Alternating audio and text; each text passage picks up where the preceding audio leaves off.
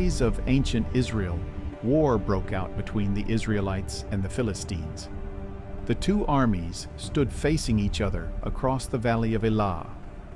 Every morning and evening, a terrifying warrior stepped forward from the Philistine camp. His name was Goliath of Gath. He was a giant, over 9 feet tall, covered in heavy bronze armor and armed with a massive spear. Goliath shouted insults at the army of Israel, mocking them and their God. "Choose a man to fight me," he said. "If he defeats me, we will be your servants. But if I defeat him, you will serve us." For 40 days, Goliath repeated this challenge, and every day the Israelites were filled with fear.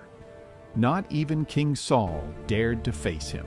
One day, a young shepherd boy named David arrived at the battlefield to bring food to his brothers.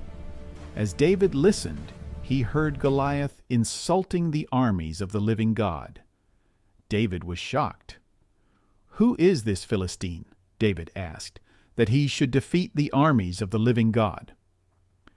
When King Saul heard of David's words, he called for him.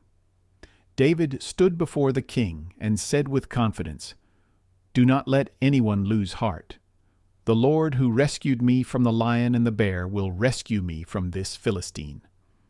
Saul tried to dress David in royal armor, but it was too heavy. David removed it. Instead, he took his staff, his sling, and 5 smooth stones from a nearby stream. He trusted not in weapons, but in God. As David walked toward Goliath, the giant laughed. "Am I a dog," Goliath mocked, "that you come at me with sticks?" But David replied with courage, "You come against me with sword and spear, but I come against you in the name of the Lord Almighty. Today the Lord will deliver you into my hands." David ran toward the giant. He placed a stone in his sling, swung it with precision, and released.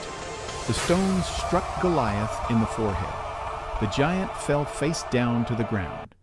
David ran forward, took Goliath's sword, and defeated him. When the Philistines saw their champion fall, they fled in fear. Israel had won the battle.